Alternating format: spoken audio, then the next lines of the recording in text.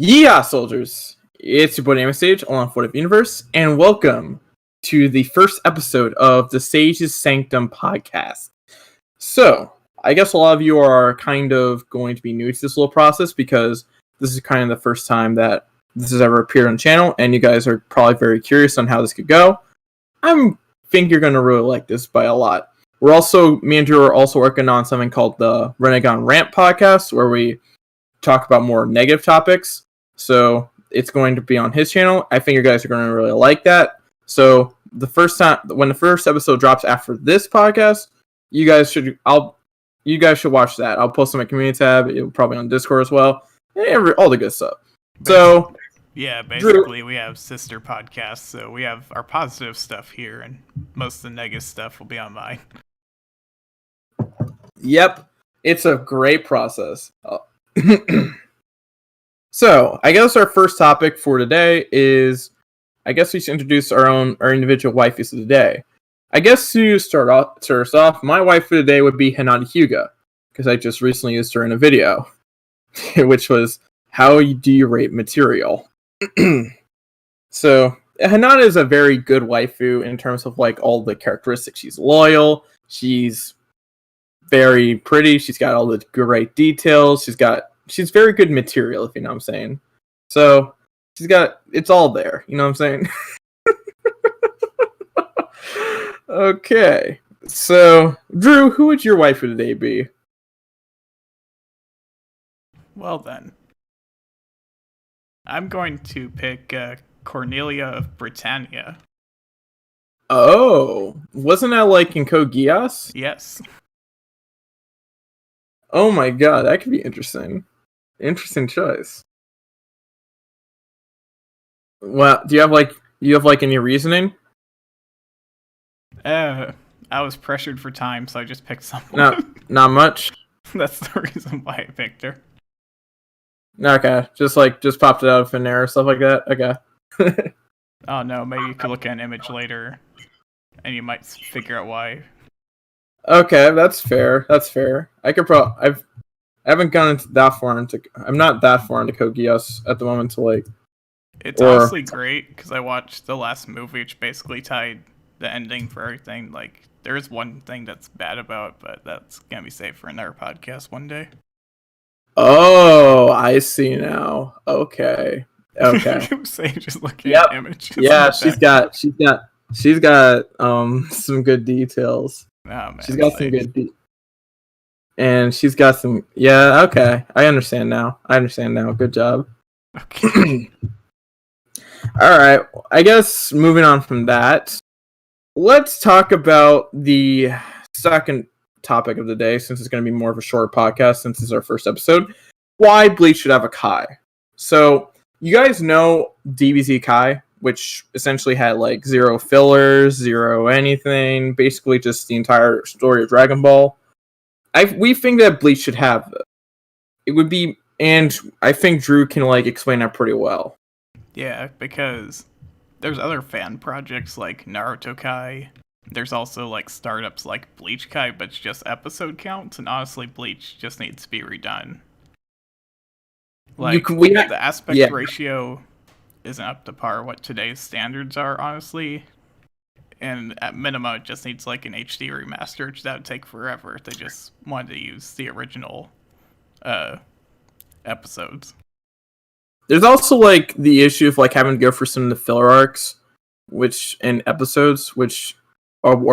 also a problem in Naruto. They also have their own filler arcs, but like if you had like a Kai and you were able to like introduce people back into the series, I think people would really want Bleach back. I feel like more people would want Bleach back if they saw a Bleach Kai, and they could just get like an individual case into the story rather than trying to like watch filler and try to determine, okay, is this canon or not canon? I mean, you could go to a no filler list, but if you're trying to like not get any, but if you're trying to like go for Bleach for the first time, that can be a bit annoying. You know what I'm saying? Because here's a good example. Like, I'm trying to watch it without filler, but the problem is there's mixed canon episodes, meaning they have to watch it, you know? So if you were without any type of filler, I mean, it would be very good, and we would have like a more enjoyable experience in terms of watching it. it's very interesting on how like it's very interesting on how this type of stuff is good in many ways. Because I feel like DBZ Kai, like everyone says that's the best version of Dragon Ball, and it is. I feel like the voice acting there is less stilted. I mean, Bleach's voice acting is good in fact for a dub, but like the first DBZ, when I tried to watch like the dub version of DBZ Kai versus the original DBZ, it just feels awfully stilted. I guess that's going to like my wife and Kai superior to the original dub.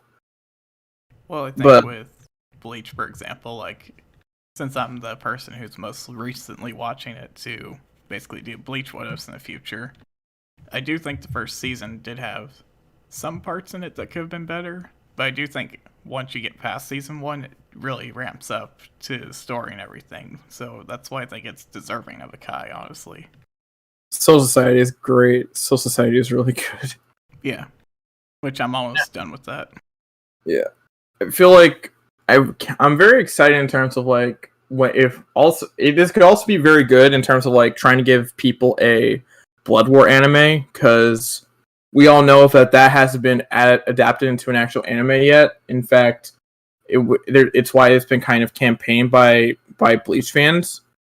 If we were able to get like a Blood War anime animated and like have the blood, and you saw that on the screen, oh boy, like people would be more. It would be a hype moment for Bleach fans, especially with the treatment of their anime thus far. Well, I know. I mean, I don't mind like having to go for stuff like the manga, but like it's kind of ridiculous that for people who don't really want to really read the manga because they might not have time and they more so like to see it happen in front of them. It's not fair that they can't get an arc like that animated. It's not fair to them. Yeah, I think that's true. I think that's why I think Kai is like the best route to go about it. Yeah. And at the end of the day, it's a win-win for everybody, because Bleach is, again, kind of, even if it had some of its ups and downs, it's still something legendary. It's part of the Big Three for a reason. Yeah, that's for sure. Yeah.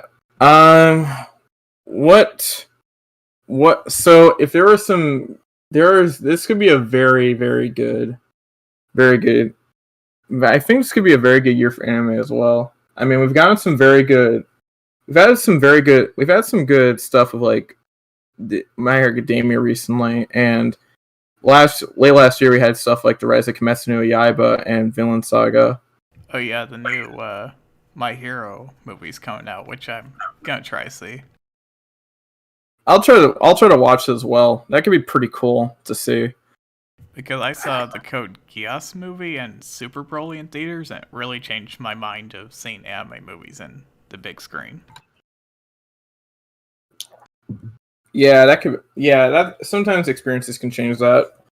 This could be like, I feel like this year could be a very good season, could be a very good year in anime once again. Now, I feel like we should like sidestep from like that type of topic to probably something that's a little bit more personal to us. At what point do we not accept a what if idea? I think for me, it's like if you can't fit in a sentence, then I think that's when I wouldn't consider doing it. I feel like if some what if ideas are like way too specific in like that way, like if you're trying to like make into like a situation where without the actual outline of the story can't be like put into like a small sentence, I agree with you there. I don't think it's as much as I would like to accept some what if ideas, it's not going to be marketable in a way, because when you are trying to be a YouTuber, usually smaller titles go to get to people more than bigger ones. And the thing is, like, we only have like 100 characters to work with. And if you make multiple sentences, you can't really fit that in the title. Yep. If you were trying to like, if we're trying to like see like, what if Sasuke, Sakura, blah blah blah blah blah, we're like had like this power, it would be like, and we can't really fit into like one sentence. I mean, we could do like, what if Team 7 had this power, but like I feel like sometimes people have to realize maybe we can find better ways to like shorten the ideas and make sure it's like not so like can't be jumbled up like that, because I don't think and if the idea can't be like put into like that short of sentence frame, it's going to be hard for me to accept that. Yeah, that's for sure. Yeah. At a certain point where I don't really want to accept what if ideas is if I feel like if it's not that great of an idea. Because in terms, or like it doesn't work with with like certain like the universe. Because there are certain ideas that I think could be like, because any idea could probably work in any individual universe if you want to try it. I've seen them all work out. I've read fan fictions where Naruto gets the Omnitrix, for Pete's sake, and it was actually pretty interesting on how it worked out. However, I feel as if that having like if I feel like the idea isn't as interesting, or it doesn't if I can't really make a full story about it, I don't know if I could really accept it. You know what I'm saying? Yeah, that's for sure. Alright. I feel like that would be like, it's kind of where we have to go for more of our more personal stuff. And it's not, again, we would love to do every single person's what if ideas, but we got to be careful in terms of like how we can like find different ways to market those. Well, another thing for me personally is like if someone continuously asks me to do a what if, like, sure, I know you have demand for it, but like if you provide other things you like to see, because it just seems like you only want one thing and you're just gonna leave afterwards, which kind of makes me feel a bit bad. I understand where that comes from. Maybe people probably do have different ideas, but I don't like it when people spam that what if idea, because it just like, at times when you spam somebody, it doesn't motivate a YouTuber to keep doing it. It just makes me less likely to want to do it. Nobody likes a nag. Nobody. And that's what happens. And that's what's going on right there. You're being a nag. Like, like Wanda from Very Odd Parents, that's you. That's you. You're a nag. Oh man. Don't get me started with that. Oh right. Yeah, that's true. That'll be for another podcast. Oh, we could we could talk about that on the Runegon rant. Oh my god. We're just saying, like, just be controlling of yourself. We're not trying to get too angry at you. We understand that you guys have like different ideas and stuff like that. And we're not trying to be mean here, but like and we're not angry at you, but like let's just try to be like reasonable here and civil. You know what I'm saying? You know what I'm saying? Yeah. Okay. All right. I feel like this is another thing that has kind of gone on a bit. The point where we don't really show what if YouTubers. Usually, I've started to grow my own standards because I've encountered YouTubers who I don't really get impressed by, and if I'm trying to be invested into somebody, I have to deem that their content is really good. If not, or at least they at least have potential. The other issue is that I can't shout you out if I don't know you. Like, I'm not going to shout you out unless I know you for sure. Yeah, there's sure. Like Drew knows his editor, and his editor does do good work. And he's fine shouting him out. I just can't shout people out that I don't know. Like Sage wouldn't shout him out, for example, because he doesn't really know him yet. Even then, I've seen his even then I've seen his content, and it's actually pretty good. It's in of itself. But like, you've got to like find different ways to like impress me, and a bigger factor is that due to the fact that I see many people try to like want me to shout them out because I know how to do it, it would get them a decent amount of. It would get a shout like that would be kind of huge, but you gotta impress me. Blue Fang, who I happen to know, and I determined he was a pretty cool dude. I gave him a shout out, and he was pretty happy about it. And he's on his. And the content and he also deserved to have his content put out there, in my opinion, because I think he does a good job with Naruto with this, especially what if Naruto learned Sage Mode early. I really think that at that point I determined that his content was so good that he should not have like that low of a subscriber count. It's like he's underrated. I determined he was underrated, and it's just unacceptable right there because he's really good. And he also seems like a pretty cool dude. Yeah, no, but yeah, what do you want to say? But if you're a guy like that's trying to like shout me out, it's like trying to ask for a shout out, or like I hear something like, "How do I apply for a shout out?" Oh my god, you don't know about that. Oh my god, that was funny. How do I apply for a shout out? So they want a job, but they're not doing the work? Well, I'm getting an analogy. Yeah. So yeah, I feel like you have to like put in more work if you want to impress me. Because I had to put in my own amount of work to get myself to a level where I feel very good about making videos, and I'm proud of the videos I'm making.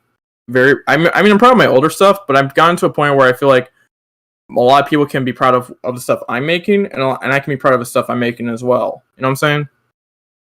Well, yeah, like you can be shouted out by one of us potentially, even if you're not even at the 1K range or less. Like, good examples I can think of is like Gokuja and like Sonoji. Like, there are two people who voiced my what if son, what if Goku stayed single. And you know what? A lot of them have done some pretty decent jobs. I've even done work for you as well, Drew. I was one who voiced Alexander Anderson. Which people need to watch that series, or else it's gonna be indefinitely dead, unfortunately. Yeah, because like that series is so good, but then again, we have to like. But if people aren't gonna watch it, or they're not gonna respond to it as much, it's kind of hard to keep doing a series that you feel like you don't put any result, that you're not getting results out of. Eventually, it's kind of like Andrew Luck. He puts his heart into the game for many years, and he just gets like very tired of it and just retires. And just has to retire because he's been putting in so much work and he's gotten many injuries. And then he eventually has to retire, and then his reward is getting booed on the field. Yeah. I mean, that's another sports analogy that I know of, but like you get tired of putting in the work if you keep getting beat down again and again. That's what happens. But to relate it to this, it's like it's a reason why people will quit collabing with people, because they realize like there's nothing that's being gained anymore. Yeah. I feel like you're not at a certain point, you do want to at least actually that could be a good segue into our next topic. When is a good time to start collabing, and discussions on what would stop somebody from collabing would be a good segue into that conversation. Oh yeah, for sure. This is an excellent segue to that. Yeah. So, I feel like when it comes to collabing, you need to have. I feel like what's your opinion on this, Drew? I'm not very sure. I'm not sure about it for myself because like I wasn't really that much into I wasn't even that deep into collabs until around the time I was around like the 1K sub mark at the moment.